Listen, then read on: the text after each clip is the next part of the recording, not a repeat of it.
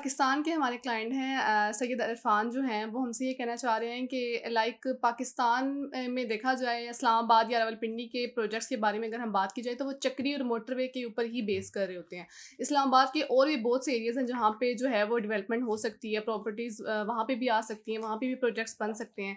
फैसल मस्जिद है, फैसल मस्जिद के अलावा ब्लू एरिया है, बहुत अच्छी अच्छी प्यारी प्यारी लोकेशंस इस्लामाबाद में भी मौजूद हैं। लेकिन मोस्टली जो प्रोजेक्ट्स हैं वो चक्री और मोटरवे की तरफ ही क्यों हैं? जी, इरफ़ान साहब, आपके सवाल के 2 हिस्से हैं और मैं इनको 2 हिस्सों में जवाब दूँगा। पहला है कि जो डेवलपमेंट्स हैं, वो इसी साइड पे क्यों हो रही है? मेरे भाई, जो ये एरियाज़ बाकी के आपने हमें बताए हैं, इन एरियाज़ में जगह ही नहीं है। आप फैसल मस्जिद में कहाँ पे बाकी उसके इर्द-गिर्द कौन-सी सोसाइटी बात करेंगे? आप कहाँ से 300 जो है वो एकड़ का यहाँ पे आईटी का हब खोलेंगे? इधर कौन-सा इलाका है हमारे इस्लामाबाद एक्सप्रेसवे के इर्द-गिर्द? या अगर अच्छा इस्लामाबाद या पॉश इस्लामाबाद जो है F10 F11, यहाँ पे तो जगह नहीं है कहीं भी। तो ज़ाहिर है जो इस्लामाबाद की डेवलपमेंट होनी है, वो आगे उसी साइड पे होनी है। चक्री इंटरचेंज कह लें, या आप M2 मोटरवे कह लें, या आप चक्री रोड कह लें, या बाकी एयरपोर्ट वाली साइड कह लें।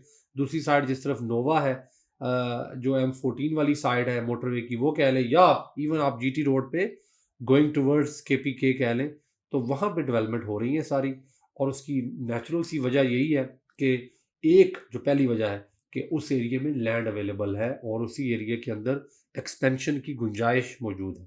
दूसरी वजह यह है कि वो निस्बतन जगह सस्ती है, अभी फ़िलहाल वहाँ पर ज़मीन सस्ती है। चूँकि आप ये देखें कि अगर इंस्टॉलमेंट पे कोई प्रोजेक्ट आता भी है इधर, हमने देखा पार्क व्यू की शक्ल में, जो इस्लामाबाद में सरीना होटल के करीब प्रोजेक्ट आया, तो वहाँ पे 5 मरला का प्लॉट जो है तकरीबन 1 करोड़ रुपए का है।